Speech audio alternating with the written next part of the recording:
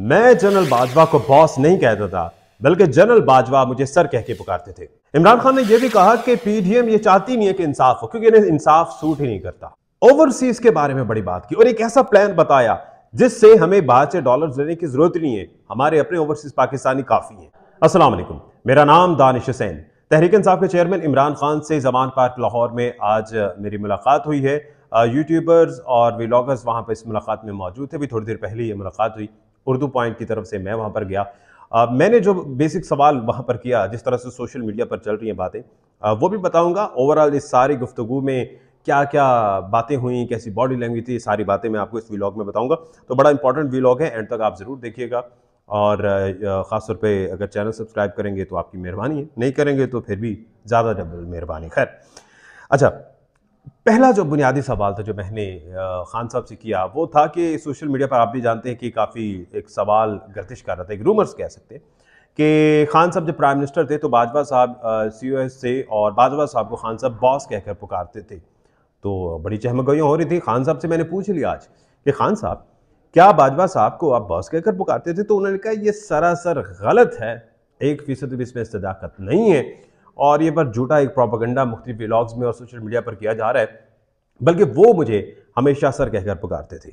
अच्छा, इसी सवाल के साथ उन्होंने चूंकि सिविल सुप्रीमेसी भी बात की, इसी को सेकंड किया, वो चीज़ों को समझ रहे थे और उन्होंने कहा कि हमारी जो एस्टेब्लिशमेंट है ख़ास तौर पर वो क्यों इतनी स्ट्रॉन्ग है एज़ कम्पेयर टू अदर तरक्की याफ्ता ममालिक।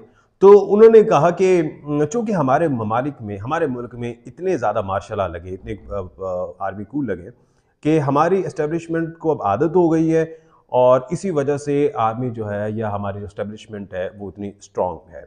लेकिन खैर, स्ट्रॉन्ग ऑब्वियसली हमारे जो जोग्राफिकली हदूद हैं उसके लिए स्ट्रॉन्ग होना वो बड़ा ज़रूरी भी है। ये मेरी एक ज़ाती राय इसमें मैंने ऐड की है। लेकिन खान साहब का स्ट्रॉन्ग से मुराद पॉलिटिकली स्ट्रॉन्ग की बात कर रहे थे। खान साहब का स्ट्रॉन्ग कहने से मुराद ये नहीं था कि जोग्राफिकली स्ट्रॉन्ग।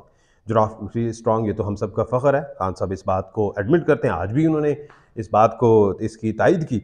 अच्छा, अब तीसरा पॉइंट आ जाता है जनरल फैज़ साहब के हवाले से। तो चूंकि ये तासुर दिया गया कि खान साहब ये चाहते हैं कि जनरल फैज़ जो है वो नए आर्मी चीफ बने, तो खान साहब ने ये भी क्लियर किया। खान साहब ने कहा कि एज एन DGISI खान साहब को जनरल फैज़ पसंद थे क्योंकि वो कम्पिटेंट बंदा था।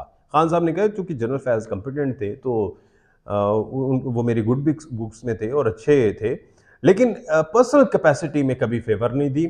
पर्सनल कैपेसिटी में वो कभी नहीं चाहते थे कि मैं चाहूँ कि जी नहीं ये चीफ ऑफ आर्मी स्टाफ नए बने।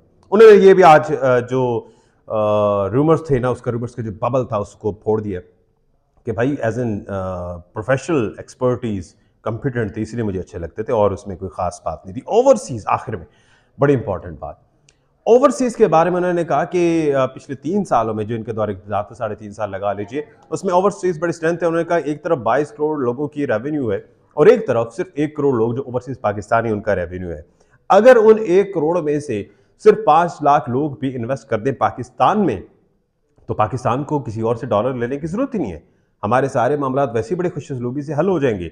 लेकिन अभी मौजूदा जो गवर्नमेंट है, कभी भी फॉरेनर या स्पेशली ओवरसीज पाकिस्तानी नहीं चाहेंगे कि वो पाकिस्तान में इन्वेस्ट करें। उन्हें NOCs ही नहीं मिलेंगे, उन्हें हर चीज़ पे कहीं रिश्वत देनी पड़ेगी, कहीं क्लियरेंस के लिए किसी और को वो भत्ता देना पड़ेगा, और ये वो मामलात हैं जिसकी वजह से ओवरसीज पाकिस्तानी इन्वेस्ट ही नहीं करना चाहते।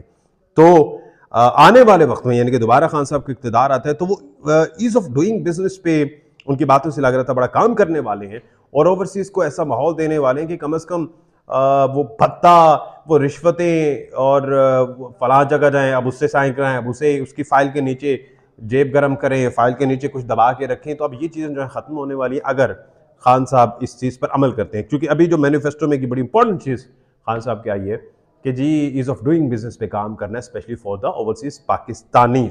बॉडी लैंग्वेज बड़ी अच्छी थी खान साहब की, आज बड़े मुतमईन थे और परवेज़ इलाही साहब से बड़ी उम्मीद है। परवेज़ इलाही साहब ने कहा कि खान साहब जैसे आप कहेंगे वैसे असेंबली डिसॉल्व होगी। खान साहब ने एतबार कर लिया, खान साहब ने मान लिया और खान साहब का मान अब गवर्नमेंट, पंजाब गवर्नमेंट रखती है नहीं, ये तो आने वाला वक्त बताएगा। लेकिन वो बड़े मुतमईन हैं अपने साथियों पर, अपने इत्तेहादियों पर, और गिले शिकवे उन्होंने किए। वो जो हाजी साहब वाला लफ्ज़ या डर्टी हैरी वाला लफ्ज़ इस्तेमाल करते हैं उस पर भी किया। और उस पर वो काफ़ी नाला भी हैं, लेकिन वो ये कह रहे हैं कि उम्मीद है कि आने वाला वक्त नई क़यादत, उनके साथ बड़े अच्छे रिलेशनशिप होंगे, दरवाजे हमेशा खुले हैं, चाहे वो अलवी साहब के थ्रू हो, चाहे वो किसी और थ्रू। वो जिक्र भी किया जनरल बाजवा साहब से, पहले भी खान साहब जिक्र कर चुके हैं, शौकत तरीन साहब को भेजा था और बताया था उनको कि इस वक्त इकोनॉमिकल सिचुएशन क्या है, और अगर आप कुछ भी मिसएडवेंचर करते हैं तो उसके नुकसानात होंगे, और वो नुकसानात महंगाई की सूरत में इस वक्त सबके सामने हैं। मुल्क के दिवालिया होने की जो बात हुई उस पर भी खान साहब ने तस्करा किया। अभी आने वाले वक्त में क्या अपडेट्स होती हैं वो सारी चीज़ें आपको मैं बताऊंगा। तो stay connected with YouTube Urdu point और यूट्यूब दानिश हुसैन। अल्लाह निगहबान।